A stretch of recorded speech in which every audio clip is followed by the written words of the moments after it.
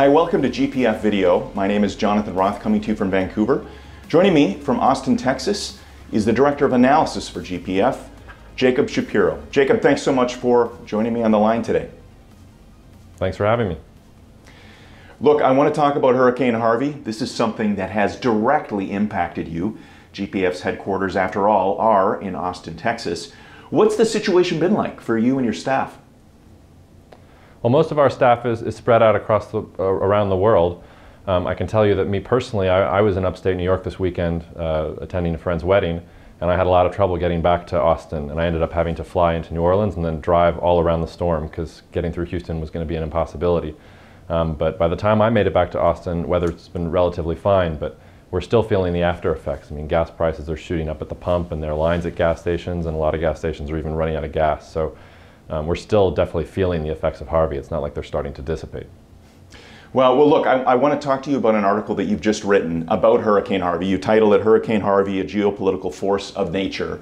And in it, you really highlight how these natural disasters can highlight the strengths and weaknesses of any given country. How has Harvey done this for the United States? I think in the short term, Harvey has done a great deal, and this isn't just for the United States. I mean, Harvey happened to hit a spot in the United States where a lot of the oil and gas industry is located. And we're talking about about 20% of U.S. refinery capability is offline. The latest numbers I saw said something like 800,000 barrels of oil production are offline.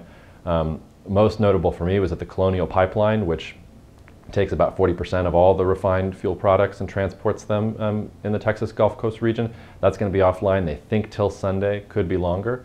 I don't think that long term this is going to, by any means, destroy like the oil and gas industry in the United States. That's a fact. But when you start thinking about global energy markets, and when you start thinking about the fact that a country like Russia is dependent on how oil markets move, and a country like Saudi Arabia is dependent on how oil markets move, this storm, which was really unpredictable, can have major geopolitical ramifications in the world. It weakens the U.S. on the one hand, and it changes at least the immediate dynamic of the relationship between Russia and Saudi Arabia on the other. Now, before we started this interview, you actually mentioned that you were concerned you were going to be late for this taping due to the fact that the lineups at gas stations in Austin are so long. What does that tell you about the reserves that are in place in the United States for disasters like this, gas reserves?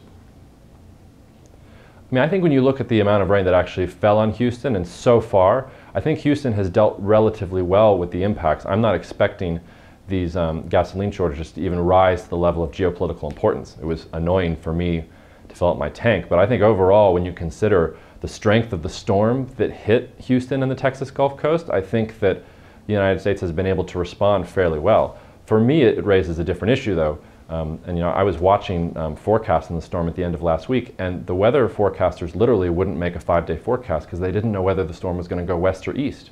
And if this storm had hit, say, New Orleans dead on, which for a while that was certainly within the realm of possibility, New Orleans would be underwater right now. There's no way that New Orleans, especially with some of its pumping systems down just because of malfunctions, not having to do anything really with flooding. If Harvey had just moved a little bit, or the projections had been a little bit off, it might have hit a city like New Orleans, and we've already seen that the United States has struggled to respond in a place like New Orleans. So I think the response for Harvey has been okay, but I think that when you think about what kind of threats a storm like this can pose and how quickly it can pose those threats, for all of us, even the most powerful country in the world, it gives us a little bit of pause. Okay, well, something that has given maybe an adversary or an ally of the United States, depending on seemingly the situation. Hong Kong has just experienced a huge typhoon, and China, mainland China, has obviously been involved in the relief efforts. This is something that hasn't really made news in the United States due to Harvey. What has this typhoon in Hong Kong told you about the current situation in China? Well, the first thing I would say is we're dealing with 2 typhoons in southern China. So there was a Signal 10 typhoon, which there have only been a couple of those in recorded history. That's the strongest classification in Hong Kong's system of typhoons or tropical storms, hurricanes, whatever you want to call them. And then a couple days later, a Signal 8 rolled through and hit almost the exact same region. So I think a lot of especially the Western media, has been focused on Hurricane Harvey, but what's been going on in southern China has also been very serious. It has not hit any of China's main industries necessarily, but it's certainly, in terms of destructive force, has been quite similar. What we've seen in China Hong Kong got hit, but Macau also got hit, and Macau wasn't ready for it. And the Macau chief executive, Macau is one of these sort of self-autonomous regions in China, the Macau executive asked China for help. So the People's Liberation Army left their garrisons in Macau and went out into the streets and have been helping with flood relief. Now, at first glance, that shouldn't concern you that much. It would make sense that the PLA would go out into the streets, especially at the request of Macau's government to help out.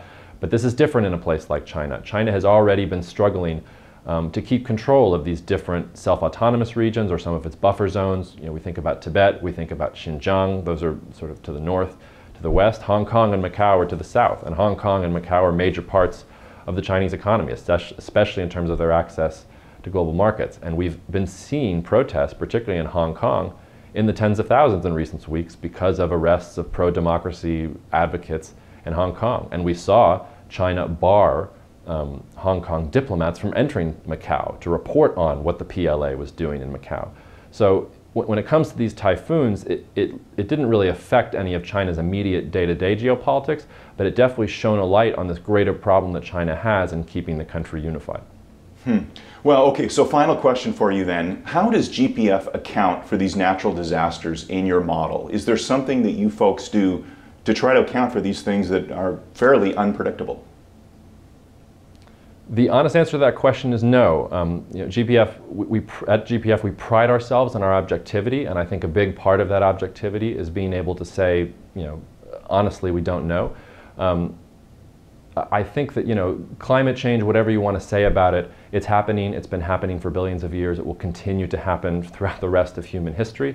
But anybody who tells you that they have a model of how weather is going to respond to a degree of precision that helps you actually make geopolitical forecasts, I think is trying to be a snake oil salesman.